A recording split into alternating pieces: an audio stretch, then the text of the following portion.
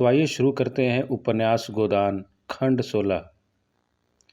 राय साहब को खबर मिली कि इलाके में एक वारदात हो गई है और होरी से गांव के पंचों ने जुर्माना वसूल कर लिया है। तो फौरन नोखेराम को बुलाकर जवाब तलब किया। क्यों उन्हें इसकी इतला नहीं दी गई?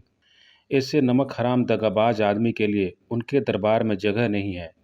नोखेराम ने इतनी गालियां खाईं तो जरा गर्म होकर बोले, मैं अकेला थोड़े ही था, गांव के और पंच भी तो थे, मैं अकेला क्या कर लेता? राय साहब ने उनकी तोंद की तरफ भाले जैसी नुकीली दृष्टि से देखा। मत बको जी, तुम्हें उसी वक्त कहना चाहिए था। जब तक सरकार को इतला न हो जाए मैं पंचों को जुर्माना न वसूल करने दूंगा। पंचों को मेरे और मेरी रियाया के बीच में दखल देने का हक क्या है? इस डांड बांध के सिवा इलाके में और कौन सी आमदनी है? वसूली सरकार के घर गई, बकाया आसामियों ने दबा लिया। तब मैं कहाँ जाऊँ? क्या खाऊं? तुम्हारा सिर? यह लाखों रुपए साल का खर्च कहाँ से आए? खेद है कि पुश्तों से कारिंदगिरी करने पर मुझे आज तुम्हें यह बात बतलानी पड़ती है। कितने रुपए वसूल हुए थे होरी से? नोखेराम ने सिटपिटा कर कहा, 80 रुपए। नगद? नगद उसके पास कहाँ थे हुजूर? कुछ अनाज दिया, बाकी में अपना घर लिख दिया। राय साहब ने स्वार्थ का पक्ष छोड़कर होरी का पक्ष लिया। अच्छा, तो आपने और बगुला भगत पंचों ने मिलकर मेरे एक मातबर आसामी को तबाह कर दिया। मैं पूछता हूँ, तुम लोगों को क्या हक था कि मेरे इलाके में मुझे इतला दिए बगैर मेरे आसामी से जुर्माना वसूल करते? इसी बात पर अगर मैं चाहूँ तो आपको और उस जालिय पटवारी को, उस धूर्त पंडित को 7-7 साल के लिए जेल भिजवा सकता हूँ। आपने समझ लिया कि आप ही इलाके के बादशाह हैं। मैं कह देता हूँ, आज शाम तक जुर्माने की पूरी रकम मेरे पास पहुँच जाए, वरना बुरा होगा। मैं एक एक से चक्की पिसवा कर छोड़ूंगा। जाइए, हाँ, होरी को और उसके लड़के को मेरे पास भेज दीजिए। नोखेराम ने दबी जबान से कहा, उसका लड़का तो गांव छोड़कर भाग गया है। जिस रात को यह वारदात हुई उसी रात को भागा। राय साहब ने रोष से कहा, झूठ मत बोलो। तुम्हें मालूम है झूठ से मेरे बदन में आग लग जाती है। मैंने आज तक कभी नहीं सुना कि कोई युवक अपनी प्रेमिका को उसके घर से लाकर फिर खुद भाग जाए। अगर उसे भागना ही होता तो वह उस लड़की को लाता ही क्यों? तुम लोगों की इसमें भी जरूर कोई शरारत है। तुम गंगा में डूब कर भी अपनी सफाई दो तो मानने का नहीं। तुम लोगों ने अपने समाज की प्यारी मर्यादा की रक्षा के लिए उसे धमकाया होगा। बेचारा भाग न जाता तो क्या करता? नोखेराम इसका प्रतिवाद न कर सके। मालिक जो कुछ कहें वह ठीक है। वह यह भी न कह सके कि आप खुद चलकर झूठ सच जांच कर लें। बड़े आदमियों का क्रोध पूरा समर्पण चाहता है, अपने खिलाफ एक शब्द ही नहीं सुन सकता। पंचों ने राय साहब का यह फैसला सुना तो नशा हिरन हो गया। अनाज तो अभी तक ज्यों का त्यों पड़ा था, पर रुपए तो कब के गायब हो गए थे। होरी का मकान रेहन लिखा गया था, पर उस मकान को देहात में कौन पूछता था? जैसे हिंदू स्त्री के पति के साथ घर की स्वामिनी है और पति त्याग दे तो कहीं की नहीं रहती, उसी तरह यह घर होरी के लिए लाख रुपए का है, पर उसकी असली कीमत कुछ भी नहीं। और इधर राय साहब बिना रुपए लिए मानने के नहीं। यही होरी जाकर रो आया होगा। पटेश्वरी सबसे ज़्यादा भयभीत थे। उनकी तो नौकरी ही चली जाएगी। चारों सज्जन इस गहन समस्या पर विचार कर रहे थे, पर किसी की अक्ल न काम करती थी। एक दूसरे पर दोष रखता था। फिर खूब झगड़ा हुआ।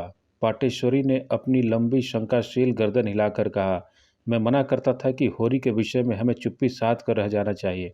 गाय के मामले में सबको तावान देना पड़ा। इस मामले में तावान ही से गला न छूटेगा, नौकरी से हाथ धोना पड़ेगा। मगर तुम लोगों को रुपए की पड़ी थी, निकालो 20-20 रुपए, अब भी कुशल है। कहीं राय साहब ने रपट कर दी तो सब जने बन जाओगे। दाता दीन ने ब्रह्मतेज दिखाकर कहा, मेरे पास 20 रुपए की जगह 20 पैसे भी नहीं है। ब्राह्मणों को भोज दिया गया, होम हुआ, क्या इसमें कुछ खर्च ही नहीं हुआ? राय साहब की हिम्मत है कि मुझे जेल ले जाएं? ब्रह्म बनकर घर का घर मिटा दूंगा। अभी उन्हें किसी ब्राह्मण से पाला नहीं पड़ा।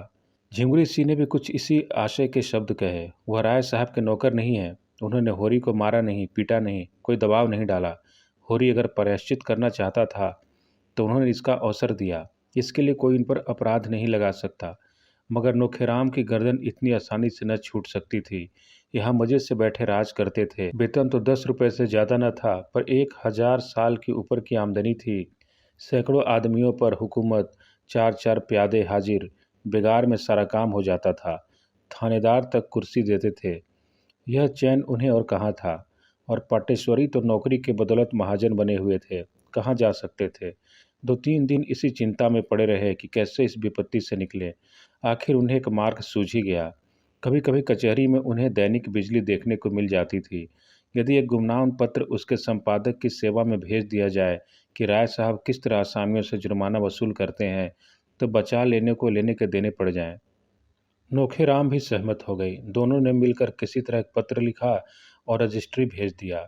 संपादक ओमकार नाथ तो ऐसे पत्रों की ताक में रहते थे। पत्र पाते ही तुरंत राय साहब को सूचना दी।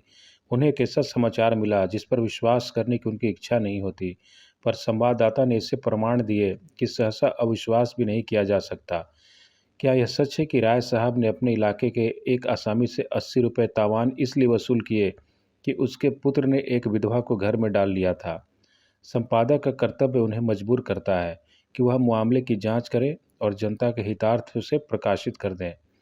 राय साहब इस विषय में जो कुछ कहना चाहें, संपादक जी उसे भी प्रकाशित कर देंगे। संपादक जी दिल से चाहते हैं कि यह खबर गलत हो, लेकिन उसमें कुछ भी सत्य हुआ तो वह उसे प्रकाश में लाने के लिए विवश हो जाएंगे। मैत्री उन्हें कर्तव्य पथ से नहीं हटा सकती। राय साहब ने सूचना पाई तो सिर पीट लिया।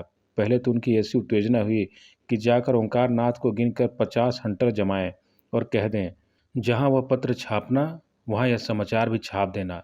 लेकिन इसका परिणाम सोचकर मन को शांत किया और तुरंत उनसे मिलने चले। अगर देर की और ओंकार नाथ ने वह संवाद छाप दिया तो उनके सारे यश में कालिमा पुत जाएगी। ओमकार सैर करके लौटे थे और आज पत्र के लिए संपादकीय लेख लिखने की चिंता में बैठे हुए थे, पर मन पक्षी की भांति अभी उड़ा उड़ा फिरता था। उनकी धर्मपत्नी ने रात में उन्हें कुछ ऐसी बातें कह डाली थी जो अभी तक कांटों की तरह चुभ रही थी। उन्हें कोई दरिद्र कह ले या भागा कह ले, बुद्धू कह ले, वह जरा भी बुरा न मानते थे, लेकिन यह कहना कि उनमें पुरुषत्व नहीं है, यह उनके लिए असहाय था। और फिर अपनी पत्नी को यह कहने का क्या हक है? उससे तो यह आशा की जाती है कि कोई इस तरह का आक्षेप करे तो उसका मुंह बंद कर दे। बेशक वह ऐसी खबरें नहीं छापते, ऐसी टिप्पणियां नहीं करते कि सिर पर कोई आफत आ जाए। फूंक फूंक कर कदम रखते हैं। इन काले कानूनों के युग में वह और कर ही क्या सकते हैं? मगर वह क्यों सांप के बिल में हाथ नहीं डालते? इसलिए तो कि उनके घर वालों को कष्ट न उठाना पड़े। और उनकी सहिष्णुता का उन्हें यह पुरस्कार मिल रहा है। क्या अंधेर है? उनके पास रुपए नहीं हैं तो बनारसी साड़ी कैसे मांग दें? डॉक्टर सेठ और प्रोफेसर भाटिया और न जाने किस किस की स्त्रियां बनारसी साड़ी पहनती हैं, तो वह क्या करें? क्यों उनकी पत्नी इन साड़ियों वालों को अपनी खद्दर साड़ी से लज्जित नहीं करती? उनकी खुद तो यह आदत है कि किसी बड़े आदमी से मिलने जाते हैं तो मोटे से मोटे कपड़े पहन लेते हैं, और कोई कुछ आलोचना करे तो उसका मुंह तोड़ जवाब देने को तैयार रहते हैं। उनकी पत्नी में क्यों वही आत्माभिमान नहीं है?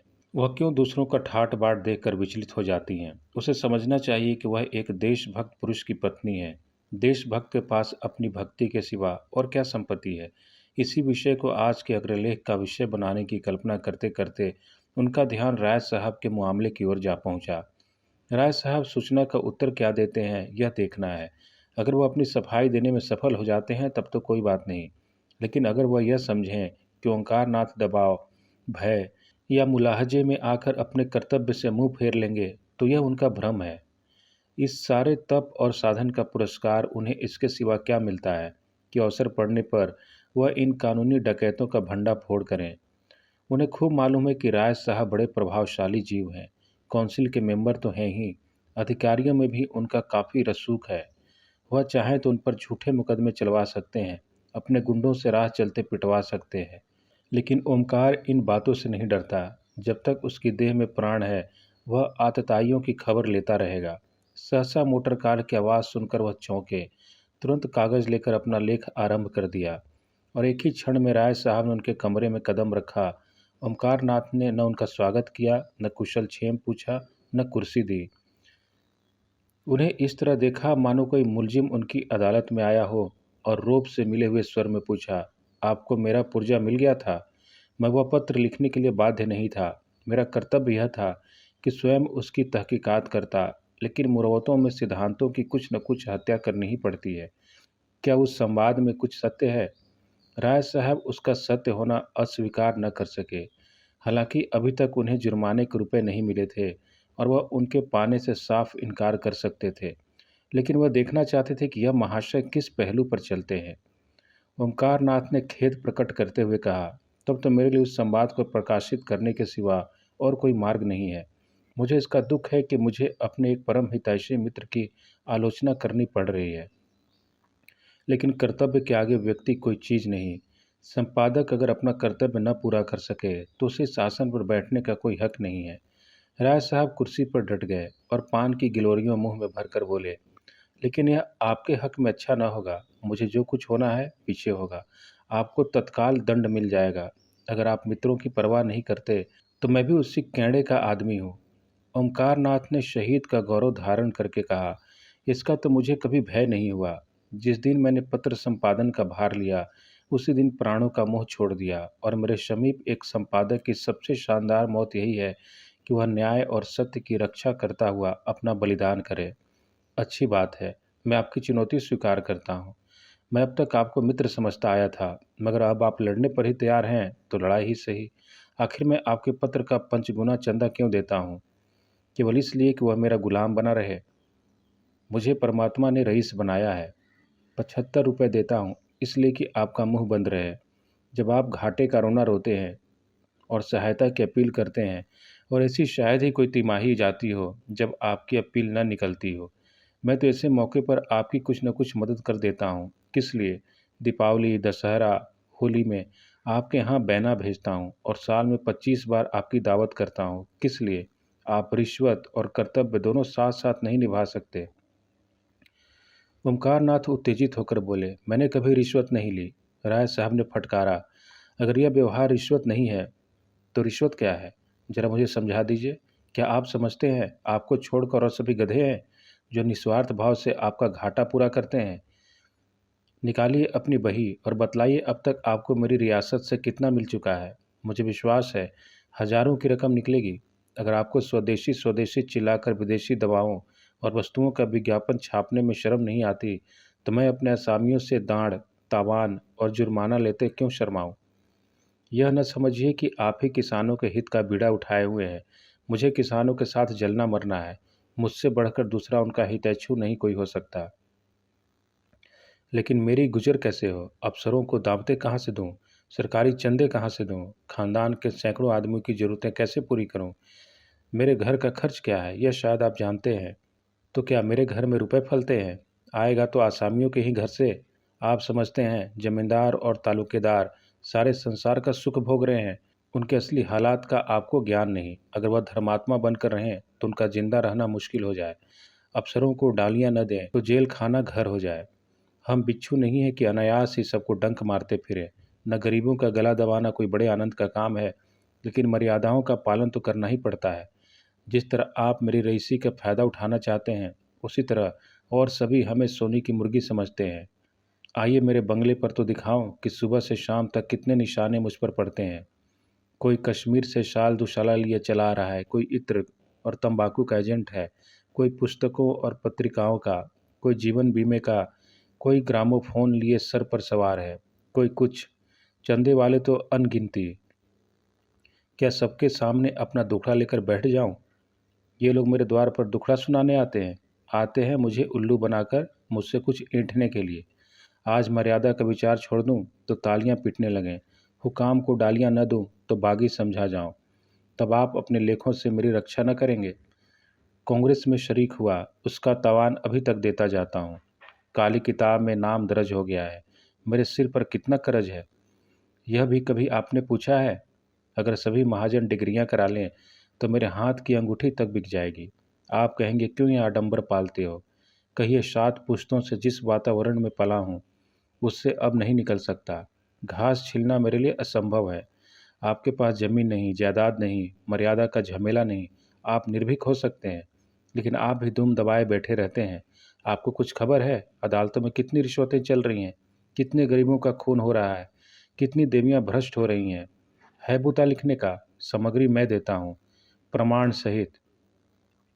ओमकारनाथ कुछ नर्म होकर बोले, जब कभी अवसर आया है मैंने कदम पीछे नहीं हटाया। राज साहब भी कुछ नर्म हुए। हाँ, मैं स्वीकार करता हूँ कि 2 एक मौक़ों पर आपने जवांमर्दी दिखाई है, लेकिन आपकी निगाह हमेशा अपने लाभ की ओर रही है, प्रजा हित की ओर नहीं। आंखें न निकालिए और न मुंह लाल कीजिए। जब कभी आप मैदान में आए हैं, उसका शुभ परिणाम यही हुआ है कि आपके सम्मान और प्रभाव और आमदनी में इजाफा हुआ है। अगर मेरे साथ भी आप वही चाल चल रहे हो, तो मैं आपकी खातिर करने को तैयार हूँ। रुपया न दूंगा, क्योंकि वह रिश्वत है। आपकी पत्नी जी के लिए कोई आभूषण बनवा दूंगा, है मंजूर? अब मैं आपसे सत्य कहता हूँ कि आपको जो संवाद मिला वह गलत है, मगर यह भी कह देना चाहता हूँ कि अपने और सभी भाइयों की तरह मैं आसामियों से जुर्माना लेता हूँ और साल में 10-5 हज़ार रुपये मेरे हाथ लग जाते हैं। और अगर आप मेरे मुंह से यह कौर छीनना चाहेंगे, तो आप घाटे में रहेंगे। आप भी संसार में सुख से रहना चाहते हैं, मैं भी चाहता हूँ। इससे क्या फ़ायदा कि आप न्याय और कर्तव्य का ढोंग रचकर मुझे भी जेरबार करें और खुद भी जेरबार हों। दिल की बात कहिए, मैं आपका बैरी नहीं हूँ। आपके साथ कितनी ही बार एक चौके में, एक मेज़ पर खा चुका हूँ। मैं यह भी जानता हूँ कि आप तकलीफ़ में हैं। आपकी हालत शायद मेरी हालत से भी खराब है। हाँ, अगर आपने हरिश्चंद्र बनने की कसम खा ली है, तो आपकी खुशी, मैं चलता हूँ। राय साहब कुर्सी से उठ खड़े हुए। ओंकार नाथ ने उनका हाथ पकड़कर सिंध भाव से कहा, नहीं नहीं, अभी आपको बैठना पड़ेगा। मैं अपनी पोजीशन साफ कर देना चाहता हूँ। आपने मेरे साथ जो सलूक किए हैं, उनके लिए मैं आपका आभारी हूँ। लेकिन यहाँ सिद्धांत की बात आ गई है, और आप जानते हैं, सिद्धांत प्राणों से भी प्यारे होते हैं। राय साहब कुर्सी पर बैठकर जरा मीठे स्वर में बोले, अच्छा भाई, जो चाहो लिखो। मैं तुम्हारे सिद्धांत को तोड़ना नहीं चाहता। और तो क्या होगा, बदनामी होगी। हाँ, कहाँ तक नाम के पीछे मरूं? कौन ऐसा तालुकेदार है जो असामियों को थोड़ा बहुत नहीं सताता? कुत्ता हड्डी की रखवाली करे तो खाए क्या? मैं इतना ही कर सकता हूँ कि आगे आपको इस तरह की कोई शिकायत न मिलेगी। अगर आपको मुझ पर कुछ विश्वास है, तो इस बार क्षमा कीजिए। किसी दूसरे संपादक से मैं इस तरह की खुशामद न करता, उसे सरे बाजार पिटवाता। लेकिन मुझसे आपकी दोस्ती है, इसलिए दबना ही पड़ेगा। यह समाचार पत्रों का युग है, सरकार तक उनसे डरती है। मेरी हस्ती क्या, आप जिसे चाहें बना दें। खैर, यह झगड़ा खत्म कीजिए। कहिए, आजकल पत्र की क्या दशा है? कुछ ग्राहक बढ़े? ओमकारनाथ ने अनिच्छा के भाव से कहा, किसी न किसी तरह काम चल जाता है, और वर्तमान परिस्थिति में मैं इससे अधिक आशा नहीं रखता। मैं इस तरफ धन और भोग की लालसा लेकर नहीं आया था, इसलिए मुझे शिकायत नहीं है। मैं जनता की सेवा करने आया था, और वह यथाशक्ति किए जाता हूँ। राष्ट्र का कल्याण हो, मेरी ही कामना है। एक व्यक्ति के सुख दुख का कोई मूल्य नहीं। राय साहब ने जरा और सहृदय होकर कहा, यह सब ठीक है भाई साहब, लेकिन सेवा करने के लिए भी तो जीना जरूरी है। आर्थिक चिंताओं में आप एकाग्रचित होकर सेवा भी तो नहीं कर सकते। क्या ग्राहक संख्या बिल्कुल नहीं बढ़ रही है? बात यह है कि मैं अपने पत्र का आदर्श गिराना नहीं चाहता।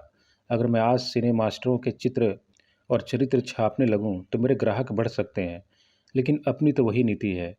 और भी कितने ही ऐसे हथकंडे हैं जिनसे पत्रों द्वारा धन कमाया जा सकता है, लेकिन मैं उन्हें गर्हित समझता हूँ।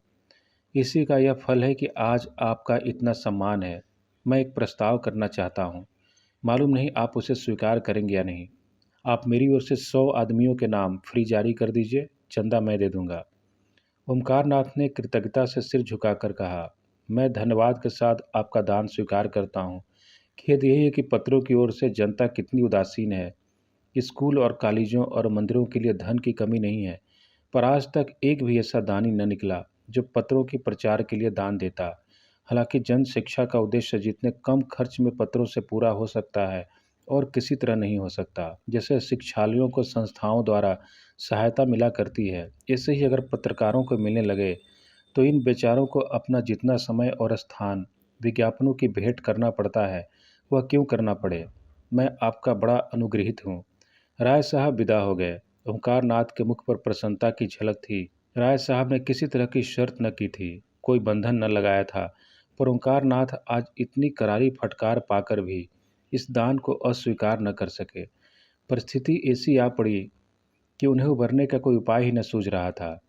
प्रेस के कर्मचारियों का 3 महीने का वेतन बाकी पड़ा हुआ था। कागज वाले के 1,000 से ऊपर आ रहे थे। यही क्या कम था कि उन्हें हाथ नहीं फैलाना पड़ा। उनकी स्त्री गोमती ने आकर विद्रोह के स्वर में कहा, क्या अभी भोजन का समय नहीं आया? या यह भी कोई नियम है कि जब तक 1 न बज जाए जगह से न उठो? कब तक कोई चूल्हा गुड़ता रहे? ओंकारनाथ ने दुखी आंखों से पत्नी की ओर देखा। गोमती का विद्रोह उड़ गया। वह उनकी कठिनाइयों को समझती थी। दूसरी महिलाओं के वस्त्राभूषण देखकर कभी कभी उसके मन में विद्रोह के भाव जग उठते थे और वह पति को दो चार जली कटी सुनाती थी। पर वास्तव में यह क्रोध उनके प्रति नहीं, अपने दुर्भाग्य के प्रति था, और इसकी थोड़ी सी आंच अनायास से ओंकारनाथ तक पहुंच जाती थी। वह उनका तपस्वी जीवन देखकर मन में कुढ़ती रहती थी और उनसे सहानुभूति भी रखती थी। बस उन्हें थोड़ा सा सनकी समझती थी। उनका उदास मुंह देखकर, क्यों उदास हो, पेट में कुछ गड़बड़ है क्या? ओंकारनाथ को मुस्कुराना पड़ा। कौन उदास है? मैं? मुझे तो आज जितनी खुशी है उतनी अपने विवाह के दिन भी न हुई थी। आज सवेरे 1500 की बोहनी हुई। किसी भाग्यवान का मुंह देखा था? गोमती को विश्वास न आया। बोली, झूठे हो, तुम्हें 1500 कहाँ से मिल जाते हैं? हाँ, 15 रुपये कहो, मान लेती हूँ। नहीं नहीं, तुम्हारे सिर की कसम, 1500 मारे। अभी राय साहब आए थे, 100 ग्राहकों का चंदा अपनी तरफ से देने का वचन दे गए हैं। गोमती का चेहरा उतर गया। तो मिल चुके? नहीं, राय साहब वादे के पक्के हैं। मैंने किसी तालुकेदार को वादे का पक्का देखा ही नहीं। दादा एक तालुकेदार के नौकर थे। साल साल भर तलब नहीं मिलती थी। उसे छोड़कर दूसरे की नौकरी की। उसने 2 साल तक एक पाई न दी। एक बार दादा गर्म पड़े तो मार कर भगा दिया। इनके वादों का कोई करार नहीं। मैं आज ही बिल भेजता हूँ। भेजा करो, कह देंगे कल आना। कल अपने इलाके पर चले जाएंगे, 3 महीने में लौटेंगे। ओमकारनाथ संशय में पड़ गए। ठीक तो है, कहीं राय साहब पीछे से मुकर गए तो वह क्या कर लेंगे? फिर भी दिल मजबूत करके कहा, ऐसा नहीं हो सकता। कम से कम राय साहब को मैं इतना धोखेबाज नहीं समझता। मेरा उनके यहाँ कुछ बाकी नहीं है। गोमती ने उसी संदेह के भाव से कहा, इसी से तो मैं तुम्हें बुद्धू कहती हूँ। जरा किसी ने सहानुभूति दिखाई और तुम फूल उठे। ये मोटे रईस हैं, इनके पेट में ऐसे कितने वादे हजम हो जाते हैं। इनके पेट में ऐसे कितने वादे हजम हो सकते हैं। जितने वादे करते हैं, अगर सब पूरा करने लगे तो भीख मांगने की नौबत आ जाए। मेरे गांव के ठाकुर साहब तो 2-2, 3-3 साल तक बनियों का हिसाब न करते थे। नौकरों का हिसाब तो नाम के लिए देते थे। साल भर काम लिया और जब नौकर ने वेतन मांगा, मार कर निकाल दिया। कई बार इसी नादी हिंदी में स्कूल से उनके लड़कों के नाम कट गए। आखिर उन्होंने लड़कों को घर बुला लिया। एक बार रेल का टिकट उधार मांगा था। राय साहब भी तो उन्हीं के भाई बंद हैं। चलो भोजन करो और चक्की पीसो, जो तुम्हारे भाग्य में लिखा है।